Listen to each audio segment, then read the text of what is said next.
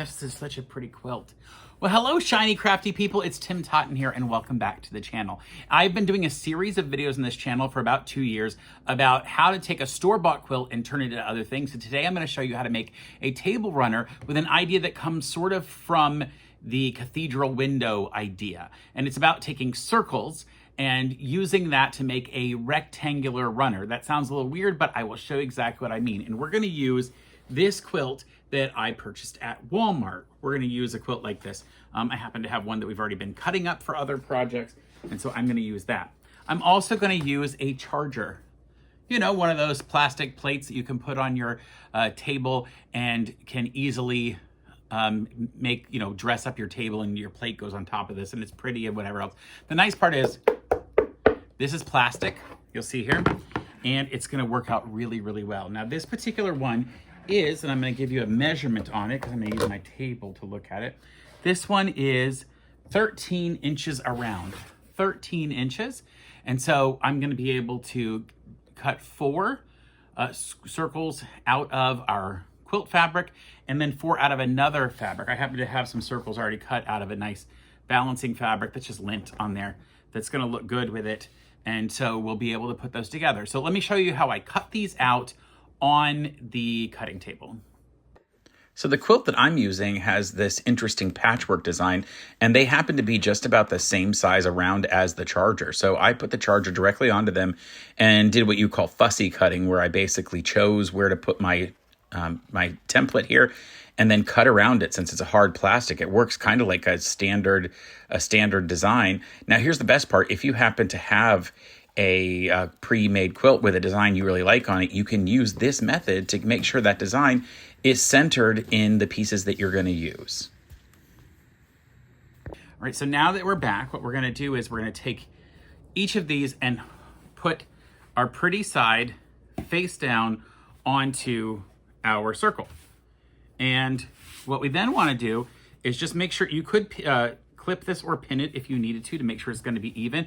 And I'm going to use about a 1/4 inch seam allowance, but you use as big of a seam allowance as you need. And I'm going to put it here on my machine. I happen to have some navy thread in the machine, but you can use whatever color you need to. And we're just going to sew completely around the entire thing, because it will not matter. We're not going to have to cut it. We're not going to have to turn this inside out the normal way. We're actually going to turn it inside out by cutting a slit in the fabric. So I'll show you what I mean. I'm just going to go around, and you could put a guide on your machine if you needed to. You want all 4 of them to kind of be the same, and you just make all 4 of them just like this. You just go around and stitch all 4 of them.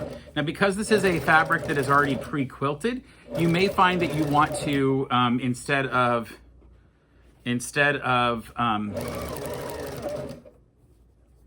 just using a regular foot like I am, you might want to use a walking foot because it's got a little extra bulk in there. You certainly could do that, but it's not necessary. And you really don't have to worry about this being an exact circle when you finish. So don't worry about it if you go, I sewed it and it was a little bit funky in places. All of this is going to go inside when we turn it inside out. The only thing you don't want to do is use any spray adhesive, because you need this thing to turn inside out. Or right side out, whatever you want to say. Somebody told me in the comments on a video that they didn't like when people said inside out because you're not really putting the inside out, you're putting the right side out. And I just went with, well, the current inside will then be the outside. So this is currently the outside, it'll become the inside, but it'll be the right side. I don't know, it's so confusing. I have no idea even where to look. Obviously the camera's over there. So that's where I finished. I've done that, completely finished that, and we're done. Now I want to tell you something you could have done if you wanted to. You could buy or make bias tape binding and just bias tape bind this entire edge and not even have to worry about putting the fabric on the back. Because it is a double-sided fabric, it has 2 sides to the fabric, 2 different colors, and you could just self-face it that way. It would look perfectly fine. You would just need to find a color of binding you wanted to use. So I'm going to go ahead and make all 3 of these, and then we'll get to together to turn them inside out or turn them right side out, and then we'll sew them together. Let's get back to the sewing machine. And if you need to, you certainly could do this with just the plain fabric on top. Maybe that would be easier to do. In fact, I think I like that better. So before I go into fast forward motion, I'll show you what that would look like. It also means you have to play a lot less with the fabric that might be a little crinkly or problematic. So maybe this is a better way. I'm going pretty fast. Now I want you to know something. You do not have to ever sew this fast. I think this is a really important thing to tell people. Just because you see me doing it, I'm trying to show you this in a relatively quick YouTube video. Don't be that person who thinks, oh gosh, Tim is so fast and I'll never be that fast. Guess what? I've been doing this for 30 something years, and I've been using this machine, a machine just like this, for almost, I don't know, 15 or so. I'm really, really comfortable on this machine. You don't have to be this comfortable on a machine like this. You might be brand new. And here's the thing, I love teaching brand new people how to sew. It's one of my very favorite things to do. I love it in my company that makes blankets and quilts for funeral homes. I love when we hire a new employee who has no idea how to sew but is eager to learn, because I get to turn another person into a sewist. And I think that's really fantastic. So don't worry, if you are on this channel and you say, you're watching me right now and you go, but I don't really know how to sew like you do. That's okay. You're one of my favorite people, because I am so excited to see how much you will learn and how you will grow from seeing the things that I teach you, and hopefully what I teach you is helpful. That's my biggest goal. I mean, there's no point in doing this if people say it's not right or it doesn't help them. I would feel pretty bad about it, and probably stop and go do something else. All right, in that time, I've already done 3 of those.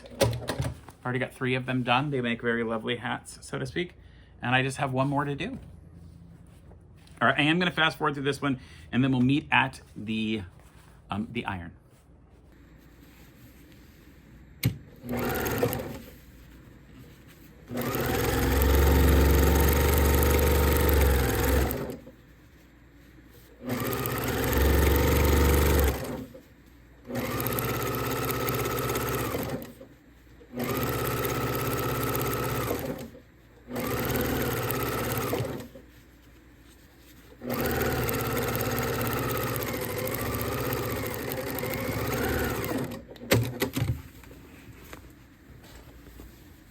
All right, so we're here at the iron, and there are a couple of very important details that we need to work out. And that is, we need to make sure that we turn every one of these inside out. We are gonna be basically butting them next to each other and sewing them like this.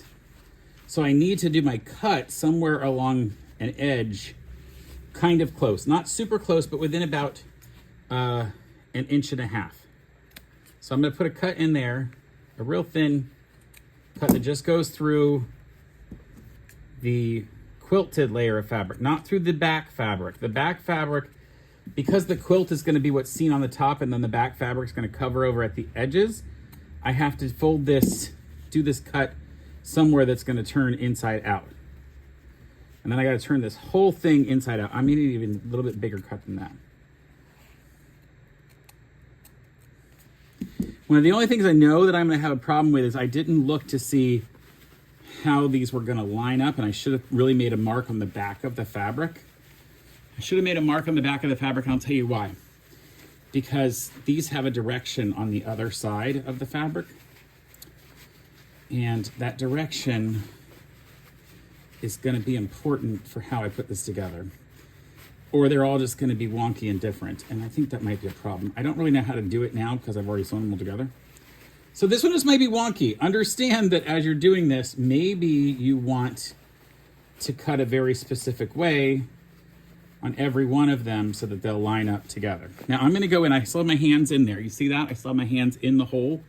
I'm gonna go in and push along this seam and flatten it out. I'm kind of pulling that seam open all the way around because I don't want any of that bulk to stop it from being a circle, if that makes sense. I'm gonna get back to around where I started. I'll just be very careful with pushing that fabric back in. And now I can flatten this out. Okay, now I can flatten that back out. And here, this will eventually get folded under, so it won't even be seen. Now I can go ahead and press this. Now, depending upon the type of fabric that your pre-made quilt is, you're going to want to iron it for that fabric. So if it's not exactly 100% cotton, you want to be aware of that and use the right setting on your iron. Now you see what happened here. I did it this way. So now this will have to be one of the sides that folds here. And if that's the case, I'm going to need to be super careful that I do all of them like that. But luckily, you can see that the stitch lines are going. And what I had done was I had cut in the middle of one of those. So I can do the same thing on the other 4. I can cut here between these stitch lines and it shouldn't be a problem. So again, I'll do the same thing I did before. Got to get through all the layers of that quilt. And I would suggest you probably want to cut at least 3 to 4 inches wide so you can get your hand in there. And again, I'm just going to turn it inside out and hope that all of the design was in the same direction like I just did. Again, what I could have easily done would have been to mark on the back my area where I was going to cut before I flipped all these. I could look at them before I sewed them together. I could look at them and decide where I wanted to put that. All right, I'm going to get the other ones, these last 3 done, and then be ready to show you the entire finished parts and where we go after that.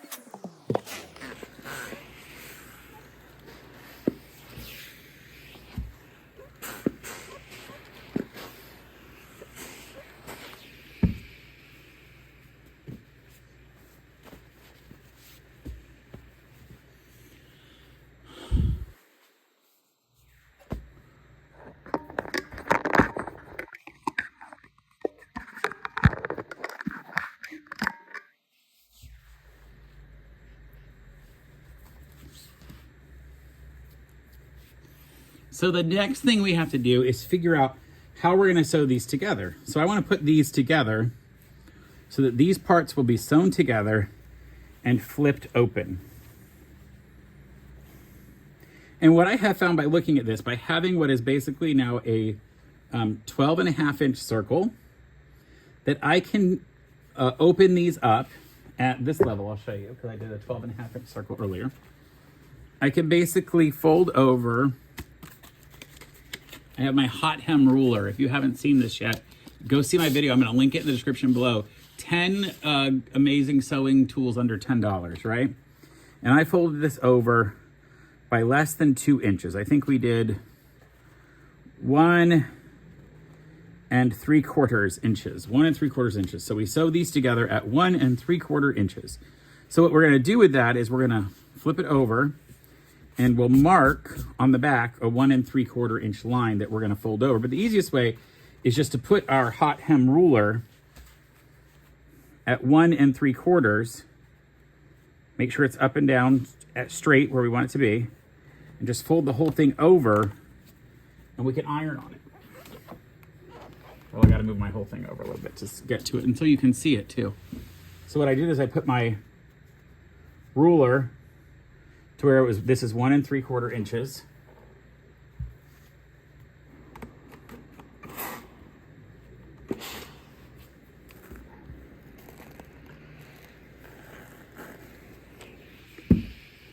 And this ruler will allow me to do that because it's a hot hem ruler. And then I come and do the same thing on the other side. And one of the things you can do is put the ruler down here and fold this over until it touches 1 3/4 inches. Make sure it's straight. It's now touching at 1 3/4 inches along the ruler. Let me give you a little different angle so you can see this better. There we go.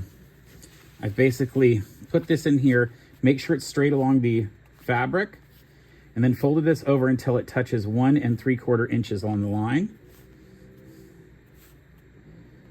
And then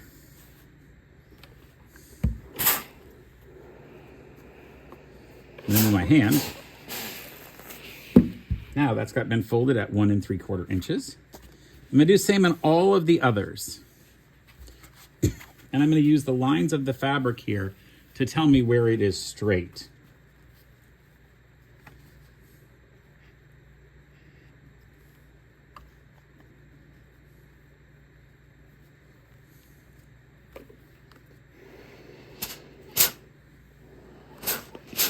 And because I had put that cut mark inside that space, it's never going to be seen because that's going to be stitched down. Same thing on the other side over here. Make sure my ruler is straight. Flip it over to 1 3/4 inches. Now, your fabric may not have straight lines like this. In that case, you're going to want to draw a line out that side and come over and draw another line over to this side.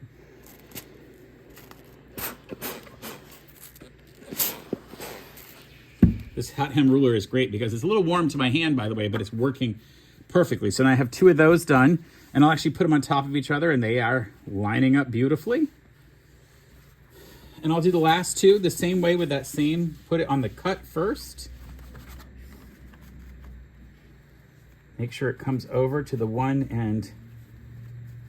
3/4. Now, if you were using a different type of quilt that didn't have such an obvious line markers on it, you would maybe want to cut this line, that whole opening, even with the stitch lines, and that way you could use those to get your proper measurement. Let me get through the rest of these, and then I'll show what we're doing next.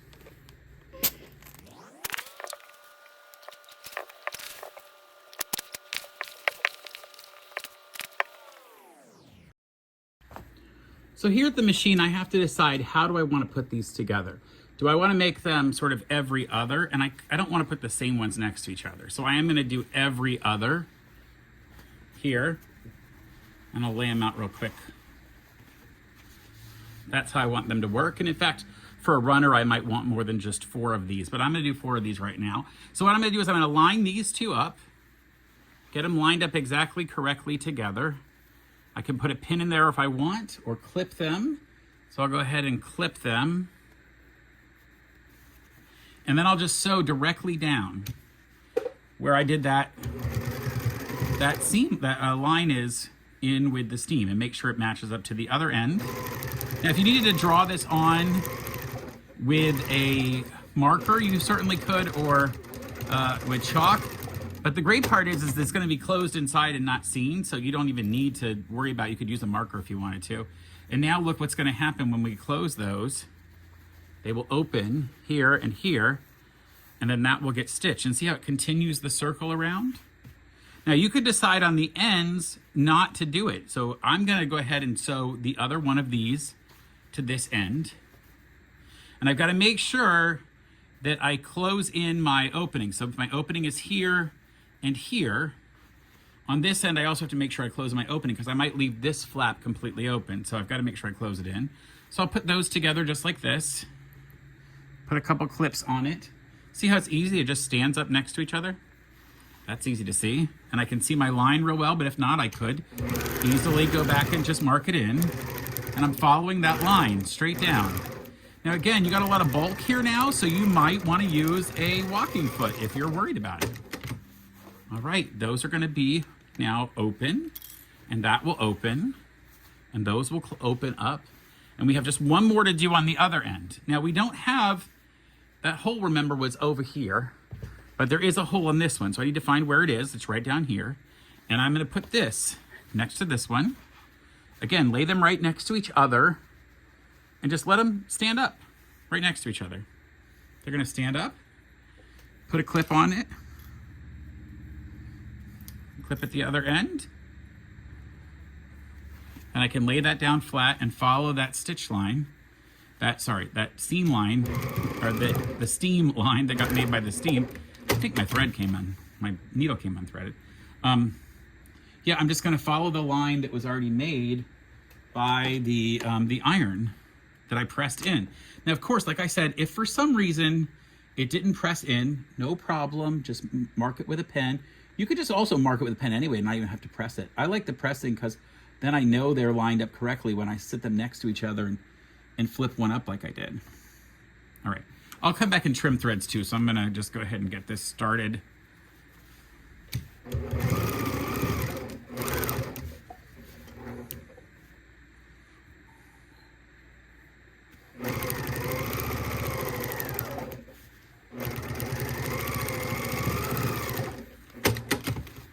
There we go, and that last one has been done.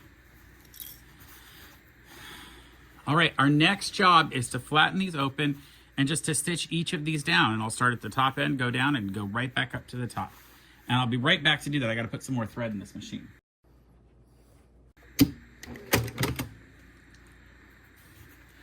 All right, so to sew these down, I'm just gonna start at the top and just stitch, right? Following the edge of that seam right there as I go down and around. Just pick how wide you think you want your little stitch to be. It's not gonna hurt anything. And then just turn the whole thing around right here and go back up the other side. I'm using about 1/8 of an inch, maybe not even maybe a little more than 1/8 of an inch as my stitch. So I'm not quite stitching right on the edge, but I'm getting awfully close. And so you'll see that it's actually holding all of that down. And I'll do the same thing on 2 more. These next 2.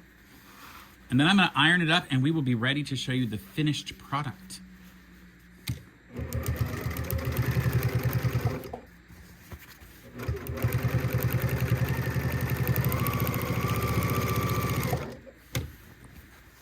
I like quick projects like this because it means that we can, you can have an idea very quickly and start and just make interesting ideas and things. The other part I really like about this from a pre-made quilt is if you really like a small design on your pre-made quilt, well, you can then highlight some of the small designs on the pre-made quilt that you like, and it'll look really good.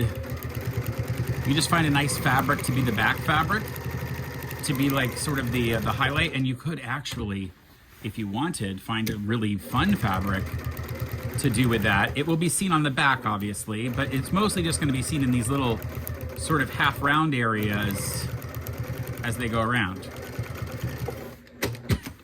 All right, to the iron, and then I'll be back. And I am back, Shiny Crafty People. And here is the table runner that I made. Isn't that fantastic? A little fuzz on it. So this is really cute because, of course, on the back, you could use it as just a circular table runner on the back. But from the front, you get this really nice detail. And if you were to make matching placemats, and you can make placemats the same way. You could do the circles. You could just do 2 of them. Can you imagine if you just had 2 with that little blue section in the middle? You could choose other colors if you wanted to go with this. It's hard for me to be in it with it. That's fine. I can do it this way. I'm going to show you this laid out on my dining room table. I won't have a whole lot of set of other stuff because I haven't made all the other pieces, but you could definitely make this as long as you want and just keep cutting circles and add it on. This was super easy to make, and I hope you will enjoy trying out this project. Do some things I didn't do. So make sure you mark where you want your cutout to be. Maybe use the straight lines of the stitching, all of those seam lines of the pre-quilted stitching to make that easier so that you can follow the lines when you do it. And maybe you want to use, instead of a pre-made quilt, you could use your own sandwich of batting and fabric that you like. You can really do this. It's really widely available to do a whole bunch of different ideas. You could, of course, do what I had done. Well, I'll have to cut to a picture of it, where you folded these edges. And if you wanted a rectangular one, you could fold these edges in all around and make them all there. Let me go to that. Hold on. Here you go. That's what I had done separately with just a circle that turned into a rectangle. So you could literally in the middle of this thing have done that and folded the top and bottom down. But I think this looks pretty good. It looks like you did a really hard amount of work with all these scalloped edges. So until next time, folks, please stay crafty. Bye for now. Gosh, now I want to change my whole setup in my dining room to be these really cool circles. And maybe with different fabrics. Gosh, I already made this one. I'm not married to it. I can make more.